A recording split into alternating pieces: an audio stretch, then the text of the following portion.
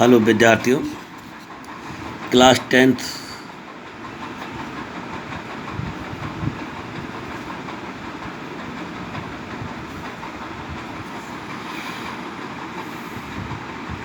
Online class में आपका स्वागत, अभिनंदन। हमारा channel Avian education hub Agarwal school का जो चैनल है, जिससे हमारी ऑनलाइन कक्षाएं चल रही हैं, आप सभी का स्वागत। इसलिए हमने ऑनलाइन क्लास में हमने पढ़ा था बच्चों अशोक के बारे में। अब हम पढ़ेंगे अशोक का धम्म। अशोक ने जो धर्म अपनाया था, इसे कैसे अशोक का धम्म।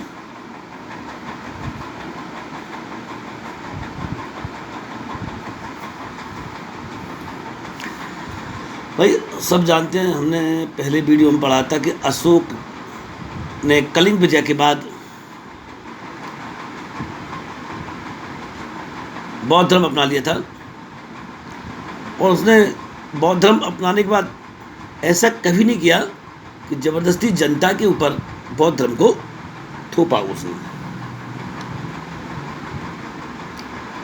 तो उसने इसके अलावा उस एक जगह बैठकर सभी धर्म गुरुओं से सभी धर्मों के बारे में चर्चाएं करता था, और चर्चा करने के बाद उसने सभी धर्मों की अच्छी बातों को स्वीकार करते हुए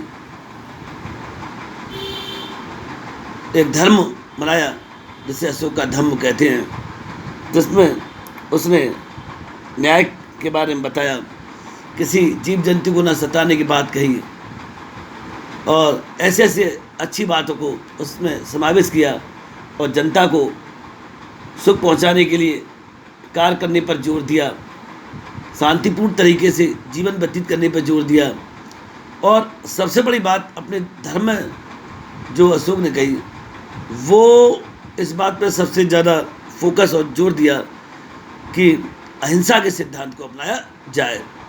तो इस प्रकार हम कह सकते हैं बच्चों कि अशोक ने अपने धर्म में, जिसे धम्म कहते हैं, सभी अच्छी बातों का समावेश किया था।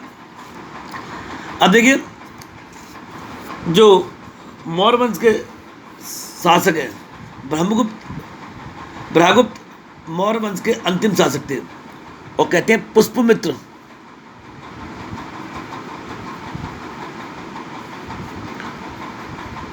नाम के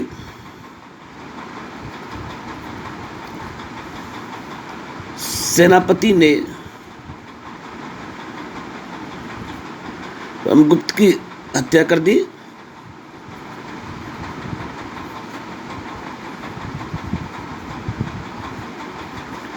और एक नए वंश की नींव रखी, जिसे इतिहास में शुंग वंश कहते हैं।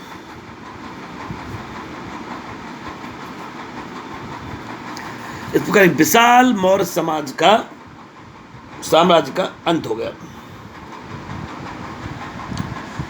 अब देखिए, जो मौर्य प्रशासन है, यानी हमें मौर्य शासन का तो अंत हो गया, लेकिन मौर्य साम्राज्य हमें एक शासन चलाने के तरीके सिखा गया। उसी की कड़ी में आगे हम मौर्य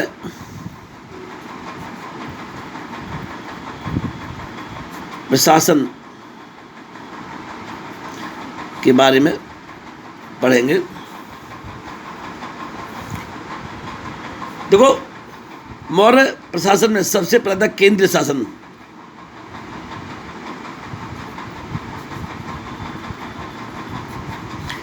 केंद्रीय शासन के पूरा देश केंद्रीय व्यवस्था और राजा सर्वोपरि हुआ करता था, और राजा को शिक्षा देने के लिए, सलाह देने के लिए एक मंत्री परिषद हुआ करती थी, और राजा, ये जरूरी नहीं होता था कि राजा उसकी बात माने या ना माने। नंबर दूसरा, प्रांतीय शासन।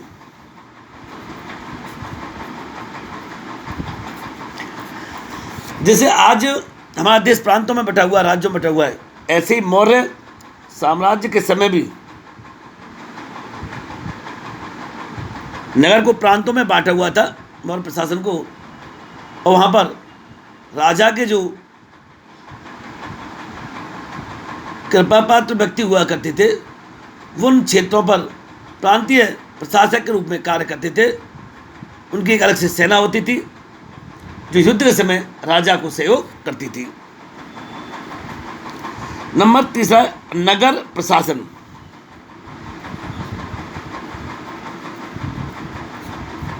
बच्चों, मौर्य काल में नगर का प्रशासन 30 व्यक्तियों 6 समितियों में 30 व्यक्तियों के मंडल द्वारा किया जाता था। नगर में जो प्रशासन था वो 30 व्यक्तियों का एक मंडल होता था। जैसे मंत्रिपरिषद मंत्रिमंडल होता ना, उस समय मंडल होता था। यह मंडल 6 समितियों में विभाजित था। यह समितियां नगर प्रशासक, नगर अध्यक्ष के अधीन कार्य करती थीं। बच्चों, नंबर 4 है सैन्य व्यवस्था।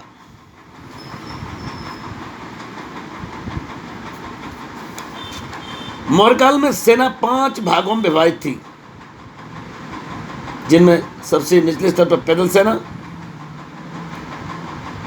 पैदल चलती थी, अश्वारोही घोड़ों पर चलती थी, हाथी जो हाथी ऊपर सेना चलती थी,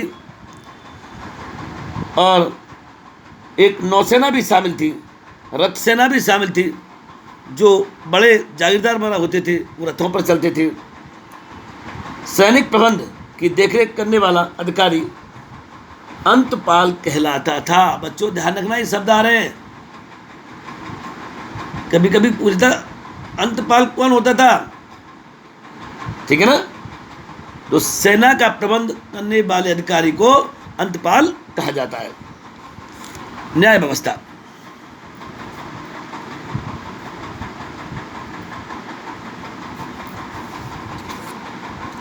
मौर्य काल में अंतिम न्यायालय राजा का होता था।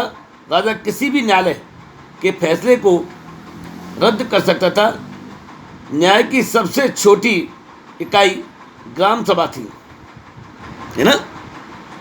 गांव में जो प्राथमिक इकाई गांव थी, और गांव में एक ग्राम सभा होती थी जो सबसे छोटी इकाई के रूप में कार्य करती थी।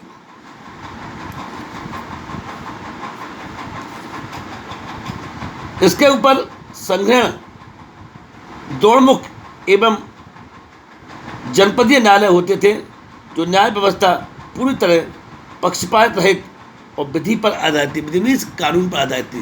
तो बच्चों उस समय भी कानूनी शासन था, कानून का शासन था, निर्कुल शासन व्यवस्था नहीं थी। दंड व्यवस्था अत्यधिक कठोर थी। जो व्यक्ति जैसा अपराध करता था उस अपराध के अनुसार उसे वैसा ही दंड दिया जाता था। बच्चों, छठा पॉइंट है सामाजिक व्यवस्था।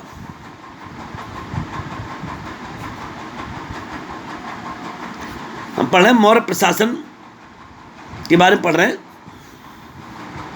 ठीक है ना। सामाजिक व्यवस्था। कौटिल्य ने वर्ण व्यवस्था को सामाजिक संगठन का आधार माना है। कौटिल्य जो मौर्य प्रशासन के सबसे कर्णधार थे, उन्हीं की देखरेख में चंद्रगुप्त मौर्य के द्वारा मौर्य साम्राज्य की स्थापना हुई थी।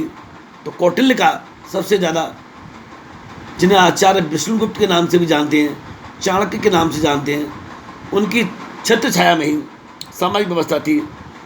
तो कौटिल्य ने वर्ण व्यवस्था को सामाजिक संगठन का आधार माना है। कौटिल्य के अनुसार भारतीय समाज 4 वर्णों के अलावा निषाद, पार्श्व, रथकार, छटा, वैदिक, शूद्र, चांडाल आदि में विभाजित था। मेगस्थनी ने भारतीय समाज को दार्शनिक, किसान, पशुपालक, शिकारी, कारीगर, सैनिक, निरीक्षक, सभासद तथा शासक वर्ग में विभाजित किया है। मेगस्थनी कौन था बच्चों? मेगस्थनी वो था सेल्यूकस, जब युद्ध में हार गया, सिकंदर के जीते हुए प्रदेशों पर सेल्यूकस का शासन था, और सेल्यूकस को जब चंद्रगुप्त मौर्य ने हराया तब जाके संधि हो गई दोनों में, और मेगास्थनीज को अपने दूत के रूप में चंद्रगुप्त के दरबार में भेजा था। वहाँ उन्होंने एक पुस्तक गई थी, मेगास्थनीज ने जो पुस्तक लिखी थी उसका नाम था इंडिका। इंडिका में इसके बारे में बताया गया है। स्त्रियों की दशा स्मृति काल की तुलना में अच्छी थी, उन्हें पुनः विवाह और नियोग की स्वतंत्रता दी गई थी। तो बच्चों, ये मौर्य प्रशासन की सामाजिक व्यवस्था है।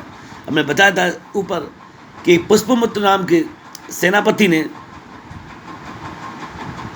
मौर्य वंश के अंतिम शासक भृगुप्त की हत्या करके भारत में शुंग वंश की स्थापना की थी। ठीक है, अब देखिए अशोक के दरबार में ऐसा नहीं है। अशोक के दरबार में अशोक अपने दरबार में बड़े बड़े अधिकारियों को धर्म प्रचार के लिए भेजता था। ये अशोक की शासन व्यवस्था थी। ठीक है, और एक अधिकारी होता था बजट तैयार करवाना।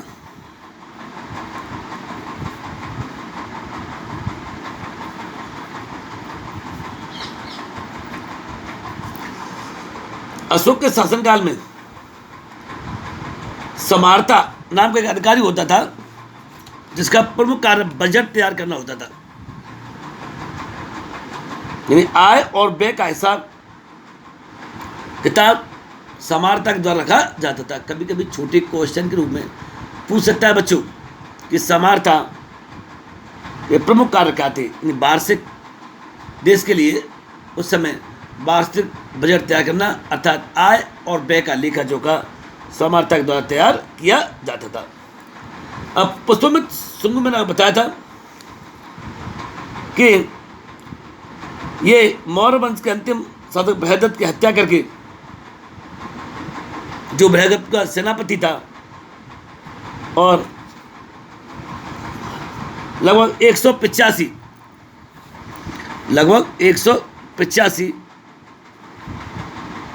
ईसा पूर्व उसने शुंग वंश की स्थापना की।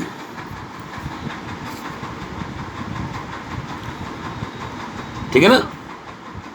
उसके बाद बच्चों देखो, इनका ज़्यादा इतिहास में योगदान नहीं है। इसके बाद जो हिंदुस्तान में शासन आया वो सातवां राजाओं का शासन आया।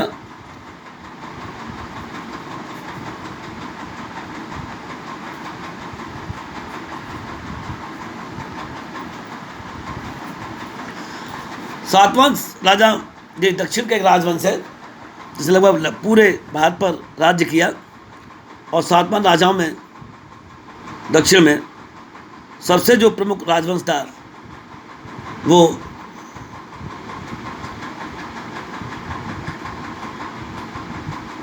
दक्षिण भारत में जिन्होंने शासन किया और एक नए वंश की जो नींव रखी, जिसे सातवाहन वंश के नाम से इतिहास में जानते हैं। और सातवाहन वंश के राजा जो सबसे महत्वपूर्ण राजा थे वो थे गौतमीपुत्र सतकर्णी। बच्चों, गौतमीपुत्र सतकर्णी वो राजा थे जिन्होंने लगभग दक्षिण में से शासन स्टार्ट करके लगभग उत्तरी भारत के बहुत से क्षेत्रों पर राज्य स्थापित किया, और उस समय सत्ता का केंद्र उत्तरी भारत से दक्षिण भारत चला गया। गौतमी इनकी माँ का नाम था। गौतमी इनकी माँ का नाम था, और सतकर्णी इनका खुद का नाम था, इसलिए इनको गौतमीपुत्र सतकर्णी कहते हैं। इतिहासकार ये कहते हैं कि शायद दक्षिण भारत में उस समय